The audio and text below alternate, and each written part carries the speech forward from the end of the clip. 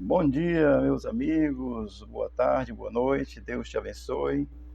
Hoje, 18 de junho de 2025, quarta-feira. Vamos aqui meditar na palavra de Deus. Livro do profeta Isaías, capítulo 13, versículo 12. Amém.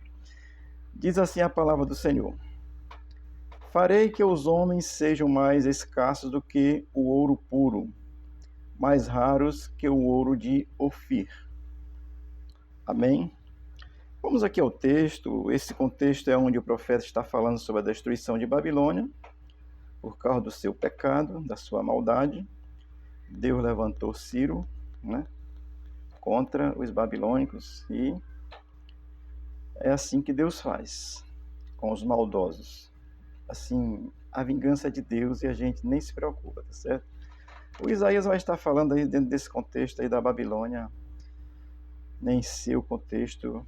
E ele profetizou bem antes disso acontecer, tá certo? Agora aqui vamos ao texto que diz assim: farei que os homens, assim, dentro dessas condição de que a Babilônia será destruída, o profeta vai revelar aqui aquilo que Deus irá fazer naquele contexto, trazendo a destruição sobre Babilônia. Então farei que os homens, então vai trazer uma situação sobre as pessoas. Isso é de forma avassaladora, como aconteceu, porque Deus ele não brinca em serviço. Deus é justo, tá certo?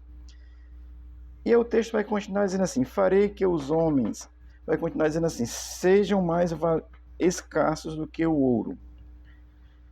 Quando o profeta faz essa afirmação, questão do ouro puro, o ouro puro realmente é mais escasso, né? Você encontra aí ouro com mais facilidade, mas o ouro puro, é mais escasso de se encontrar. Quando ele vai fazer essa comparação, o profeta, ele está denunciando assim, exatamente essa incapacidade que a Babilônia vai ter de se defender mediante o seu pecado, naquilo que Deus vai trazer sobre eles, que é a destruição mesmo, morte. Olha, Deus não é mau, Deus é justo. E a Babilônia estava aí pervertidamente, sem querer saber de Deus e achando-se que era dona de tudo, dominando tudo, querendo ser, e cheia de perversão. É como está hoje, amados. Fazendo essa comparação aí mesmo, aqueles territórios lá, infelizmente, né, o Irã está dentro desse contexto atualmente, fazendo mal, querendo mal. E a luta é sempre essa, desde o princípio, ninguém se engane não. É o bem contra o mal, desde a queda de Adão, é sempre assim. Agora, quando o texto vai dizer sejam mais escassos que o ouro puro, é nessa comparação de que vai ter, com a destruição, tem pouca gente mesmo, né? Então o profeta vai fazer essa comparação dessa incapacidade de, da Babilônia reagir e vão se tornar dignos de morte mesmo. Deus trará uma vingança sobre os maus. Não porque Deus seja mau, é porque o mal é mau e Deus não coaduna com o mal, tá certo? O contexto de Babilônia é esse. E o texto vai terminar dizendo assim: farei sejam mais escassos do que o ouro puro, mais raros que o ouro de Ofir. A Bíblia vai nos dar a entender que Salomão mandava pegar ouro em Ofir, e era uma viagem muito dificultosa e para encontrar esse ouro puro, né? Então, quando ele diz essa raridade, quando Salomão, no seu contexto, esse é o entendimento que se tem, que os navios de Iuá pegar o ouro em Ofir, comercializar, isso vai destacar que era a pureza desse ouro, tá certo? Então, a dificuldade que tinha de se encontrar esse ouro puro, vamos aplicar dessa forma, tá certo? Quando ele faz essa conjectura com relação ao ouro puro, o profeta está usando, com relação à Babilônia, que a sua destruição seria uma coisa desastrosa e que os homens seriam tão escassos que eles seriam, vamos dizer assim, seriam valiosos. Assim, porque Deus traria essa destruição sobre eles, ao ponto de que, assim como o ouro de Ofir era difícil de ser encontrado, porque era puro e valioso, e era difícil, aí é nesse sentido que o profeta está aplicando, que um homem em si ia ser muito valioso diante da destruição que Deus iria trazer. A gente compreender isso, amado, é importante, tá certo? Porque quando o profeta fala, ele fala dentro de um contexto que ele está entendendo. Jesus, quando veio, usou a linguagem dentro de um contexto, usando os elementos existentes, né? Os fariseus, as árvores do campo, essas coisas, é, o joio, o trigo, né? Então, usa o seu contexto para mostrar uma realidade do reino. Então, a destruição de Babilônia era inevitável. Assim como nos dias atuais, a destruição dos maus é inevitável. Porque quem crê em Cristo, amém, estou com o nariz aqui coçando, é fora da certo. Quem crê em Cristo, o reino de Deus está em si. E tem essa convicção da verdade da vida eterna. A morte física chega para nós. Eu quero morrer? Não. Ela vai chegar naturalmente, tá certo? Isso está no controle de Deus, tá bom? Para todas as pessoas. Agora, a vingança de Deus sobre o mal é implacável. Se você lê o livro de Sofonias, a realidade como Sofonias vê o dia do Senhor, é uma coisa assim, é insuportável para aqueles que não crerem em Cristo hoje. Naquele contexto, Babilônia não queria nada com Deus, teve a sua destruição. Amém? Entender esses contextos, como é que o profeta fala.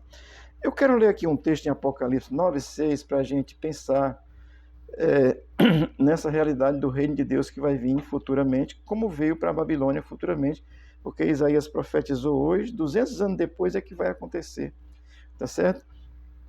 Vou ler Apocalipse 9:6 que diz assim: Naqueles dias os homens procurarão a morte, mas não a encontrarão. Desejarão morrer, mas a morte fugirá deles. Olha, isso é uma demonstração de que o dia do Senhor é um dia terrível. Para quem não crê, foi terrível para a Babilônia. Será terrível para quem não crê na vinda de Cristo. Hoje está aí, ainda existe o mal, Deus tem uma permissão, mas um dia o mal vai ser extirpado da terra e o dia do Senhor vai ser um dia de vingança de Deus. Você não se engane. Ah, pastor, você está pregando coisa... Não, estou pregando a verdade. Deus é amor? É, mas Deus é justiça. Deus é paz? É, mas Deus é justiça. A gente não pode separar uma qualidade de Deus da outra, não. As virtudes de Deus são iguais. O amor de Deus é igual à sua justiça. Ele ama tanto e é tão justo tanto quanto ama que ele não vai deixar o mal passar impune. Então a sua oportunidade é hoje, querido, tá certo? De crer em Cristo. Babilônia, vamos dizer assim, se a gente olhar, Babilônia teria uma oportunidade. Se arrependesse, Deus olha assim, se arrependeu, Babilônia reconheceu que eu sou Deus. Nabucodonosor passou 7 anos comendo capim. Amém, Jesus. Oh, meu Deus. Deus abençoe a nossa nação. Olha, assim como Babilônia foi destruída naquele contexto, amado, por causa da sua perversidade, do seu pecado, Deus trouxe uma destruição. Ali é um prenúncio daquilo que Deus vai fazer nos fins dos tempos, quando ele vier instalar seu reino, tá certo? Eu já falei algumas vezes aqui, mas talvez volte a falar de novo, que tem a questão do arrebatamento da igreja, né? Tem 3 estágios, tá certo? Antes, no meio ou depois. Eu creio que é antes. Depois eu vou lhe explicar de novo, tá bom? Se você voltar alguns vídeos, você vai ver que eu já falei. Mas olha, eu estou aqui trazendo a palavra de Deus para te abençoar. Amém? Todo reino mundano passa. O que não passa é o reino de Cristo. E esse reino está estabelecido no coração de quem crê. Quando se crê, se tem essa compreensão. E a destruição de condenação eterna não nos alcança mais. Amém? Deixa eu ler aqui Tessalonicenses, 2 Tessalonicenses 1:8, para nós concluirmos dizendo assim: Como labaredas de fogo, tomando vingança dos que não conhecem a Deus e dos que não obedecem ao Evangelho de nosso Senhor Jesus Cristo. Amém? O que o Evangelho nos ensina como ponto básico, fundamental? É que você crê em Jesus Cristo. Esse é o ponto básico. O principal, é a base. Porque milagre, meu irmão, até o diabo faz. Agora, graça de Deus para salvação, pertencer ao reino de Deus, se tornar filho por essa fé e viver eternamente com Deus, só os que creem em Cristo como Senhor e Salvador. Não fique na Babilônia, venha para o reino de Cristo. Isso é através da fé em Cristo. Amém? Deus te abençoe, Deus te dê uma boa quarta-feira, e dizer a segunda, quarta-feira, e o Senhor seja contigo.